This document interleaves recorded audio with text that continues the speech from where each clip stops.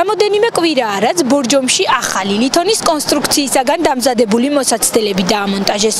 როგორც ადგილობრივები აცხადებენ, მოსაცდელები ვიზუალურად ლამაზი და კომფორტულია. ამტრევდნენ ხშირათა და უარესი იყო ხოლმე და ეს კარგია. კომფორტულია კი. ეგ არის და ცოტა ვიწროა და დასაჯდომები იმდენი არ არის, რომ ხალხი დაკმაყოფილდეს. უმეტესი ნაწილი ფეხსედგია. არაჩვეულებრივად გამოიყურება. მე მგონი ჭრდილისთვისაც არაჩვეულებრივი იქნება ზაფხულისთვის. ზამთარში რა მოგახსენოთ, ცოტა ღია ალბათ და სიცივე იქნება. მაგრამ ადგილი მე მგონი ესჯობია იმ ადგილს, სადაც ეს იყო ადრე. უფრო მოხერხებულია. ეს ფული უნდა იყოს, ხალხში მუშაობა უნდა იყოს და დასაქმება. მერე მოსაცდელიც გაგუხარდება. და ყველაფერი, ჩასაცმელისა და საჩენასველისა. აბარა არა. მარტო მოსაცდელი ხალხს არ შველის. ისე კარგია გასულ შეხედავ მოგეწონება ქალაქის სილამაზეა. ქალაქის მასშტაბით სულ 2 მოსაცდელი დამონტაჟდა.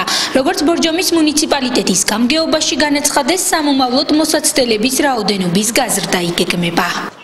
გადაწყვეტა გააკეთებინა რკინის კონსტრუქცია, რომელიც იქნებოდა ძალიან კაპიტალური, მარტივი, ლამაზი და სხვადასხვა დაზიანებებისგან იქნებოდა დაცულები. არაუდოდ დარწმუნებულებად რომ კიდევ ჩაუტარებთ ქალაქის ცენტრალურ უბანში მოაჯირებს სრულ დემონტაჟს და ახალს მსგავს ტიპისას დავდგავთ, იმიტომ რომ მე მგონი კარგი გამოგვივიდა და რაც შეეხება ის ადგილებში გარეუბნებში გაკეთება უფრო კაპიტალური ტიპის მოსაცდელები, იმიტომ რომ სადაც ახლა ღია სივრცეები და ქარია წვიმა, ალბათ ეგ უფრო არ პრაქტიკული იქნება.